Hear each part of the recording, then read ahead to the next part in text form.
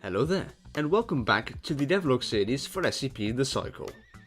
As you may have noticed, I've skipped last time's Devlog, and that's because I've been quite busy with getting the game ready for its second beta release, which is today. You can now download Beta 0.2 from my Games page. There's a link in the description.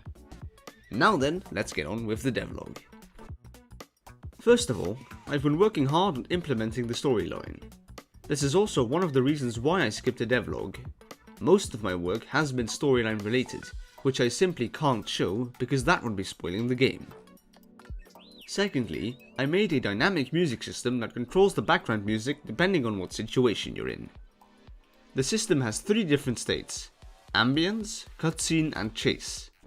Ambience is the main mode that plays ambience music when you're walking around. Cutscene mode plays certain music depending on what cutscene you're in, and chase mode plays chase music when you're being attacked by an SCP, which is currently only SCP-106. Thirdly, I've been playtesting and bug fixing a lot to make sure that the game runs without any issues. I need to say here that some friends of mine who have playtested the game have helped massively with this. Even though I thought that the game was almost bug-free, they still were able to find a lot of them. So, always have someone playtest your game. The amount of issues they'll find will sometimes shock you. Now, the list of bugs is quite long, so I'll briefly go over them. The holy device teleported you to the wrong position. SCP-106's pathfinding made him walk in the middle of a wall. SCP-106 could not damage the player. The Tesla gate would not kill SCP-106. The spacebar icon that shows in dialogue and notes was positioned incorrectly. You could walk through the doors on SCP-914. You could drop an item behind a wall if you were against said wall. The level 3 keycard could be directly upgraded to a level 4 keycard by using SCP-914. If you saved and loaded while SCP-914 was active, the items inside would disappear. If you saved and loaded while the alarm was going off, the alarm sound would play twice. The player could get stuck in walls when using the holy device or when moving around when the lift animation was playing.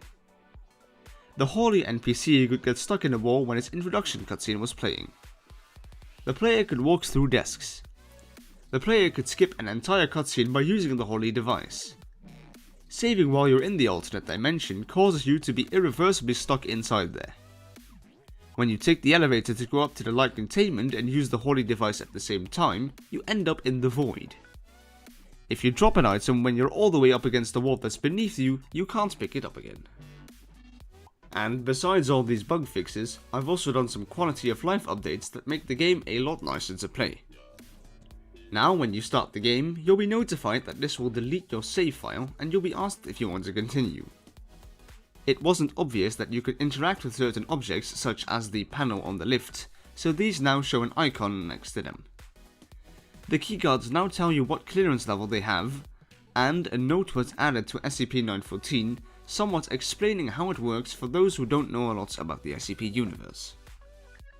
Now, besides all these small updates and bug fixes, I've also done a massive update to the save and load system to fix all the previously mentioned bugs, and just to make sure that nothing could go wrong when saving and loading. I was also working on a system that makes walls transparent when you drop an item behind them, but I couldn't get this feature ready before the release date.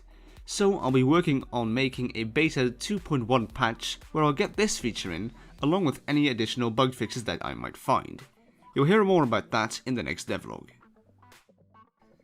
And that has been all for this devlog.